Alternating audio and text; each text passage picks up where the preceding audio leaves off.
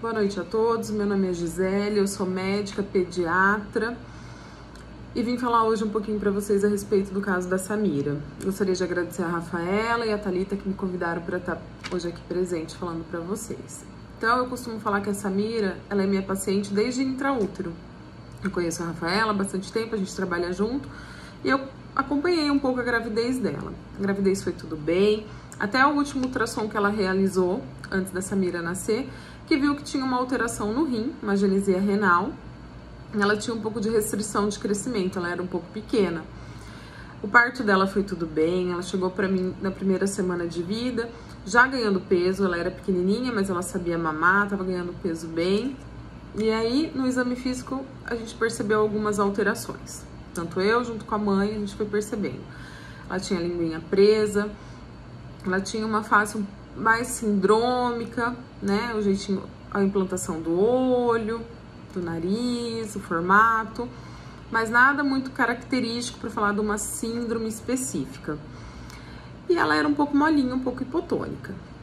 Então, a gente precisou fazer a confirmação do diagnóstico da alteração renal que ela tem, que o outro rim supre todas as necessidades dela. Ela precisou fazer uma cirurgia de correção de freno no lingual, ela tinha a linguinha presa. E aí, ela também precisou realizar uma cirurgia de correção anal, ela tinha uma fístula, uma malformação ali no ânus. E a gente sempre muito ansiosa, a Rafaela ansiosa também, pra gente fechar logo o diagnóstico dela e saber o que a Samira tinha. Só que eu falava sempre, Rafa, a gente precisa ir por etapas, tem que resolver uma coisa por vez, não dá pra fazer tudo ao mesmo tempo. Então, o mais importante era resolver a parte anal. Demorou um pouquinho pra conseguir fazer a cirurgia, porque ela precisava ter um peso específico, tá? Então, como ela era pequenininha, ela precisou engordar, crescer pra poder operar. E aí, a partir do momento que ela operou, antes mesmo, a gente já começou a correr atrás de algumas coisas. Ela fez exame do coraçãozinho, que era normal, a gente colheu o cariótipo, mas o cariótipo veio negativo. E eu sempre falava, Rafa, ela não tem as características de síndrome de Down. Síndrome de Down, a gente vê muito mais, então é muito mais fácil o diagnóstico para nós que estamos acostumados, que é diferente da síndrome de Kabuki. Ela, depois da cirurgia, ela foi liberada para físio, para fono, para TO, a gente encaminhou para o neuro também indicou todas essas terapias que ela começou a fazer até que precocemente. Por quê? Porque ela não conseguia sentar, ela não conseguia rolar, ela não conseguia sustentar a cabecinha, né? Tinha um pescocinho mais mole, mas a gente não conseguia fechar um diagnóstico e isso causa um pouco de angústia. Conseguimos uma consulta com o geneticista. O geneticista é o médico mais adequado para fechar um diagnóstico de uma síndrome genética. Ele que estudou para isso. E aí, até no dia dessa consulta, eu estava presente na consulta e foi bem bacana. Ele foi meu professor, então foi bem legal a consulta. Ele foi mostrando tudo pra gente e nos acalmando. Então, o diagnóstico da Samira é a síndrome de Kabuki. E essa síndrome, ele conseguiu também fechar esse diagnóstico através de umas características que ela tinha, que as pessoas achavam que poderia ser uma síndrome de Down. Muitas vezes, quando olhavam para ela tem uma sobrancelha um pouco mais arqueada, uns cílios mais grossos, ela tem um nariz um pouquinho mais largo, ela tem uma alteração nas falanges, nos dedinhos, tanto do pé quanto da mão, é um pouquinho alterado. Então, ela tem essa alteração renal, ela tem essa hipotonia, então fechou o diagnóstico.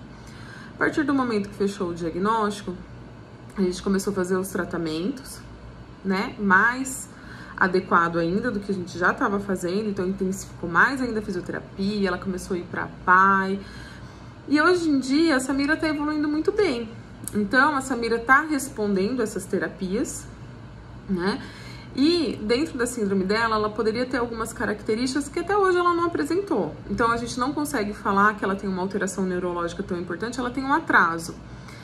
Mas ela não tem, além desse atraso, ela não tem mais nada que a gente consegue, ela não precisa tomar medicação para nada específico, né? Ela tá indo muito bem. Então, ela poderia ter muitas infecções, que era o que mais me preocupava quando ele falou, ele fechou, né, o diagnóstico. Ele me falou, Gisele, toma cuidado, porque ela pode ter infecções graves, infecções recorrentes. E até hoje ela não teve nada. nada de infecção importante, nada demais. Então, a Samira é uma criança assim que eu falo que ela veio para completar muito, para ensinar muito a gente, não só a família, não só a Rafaela, mas como a mim e os outros especialistas que acompanham também. É uma síndrome muito rara, que eu tenho certeza que muitos médicos nunca viram. Aqui em Prudente, na nossa região, nós só temos ela. E eu tenho certeza que ninguém nunca viu. Se viu, viu um dia num congresso, ou quando estava estudando fora, que viu, mas na nossa região a gente não tem. Então a Samira veio agregar pra gente, né?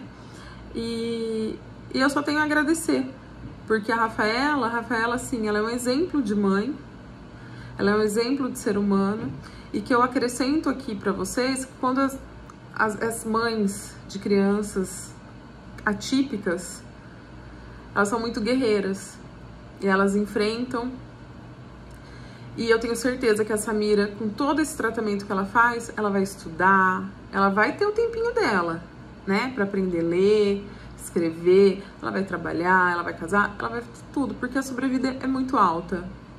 Então é isso, gente. Obrigada, espero ter esclarecido um pouquinho pra vocês e uma boa noite.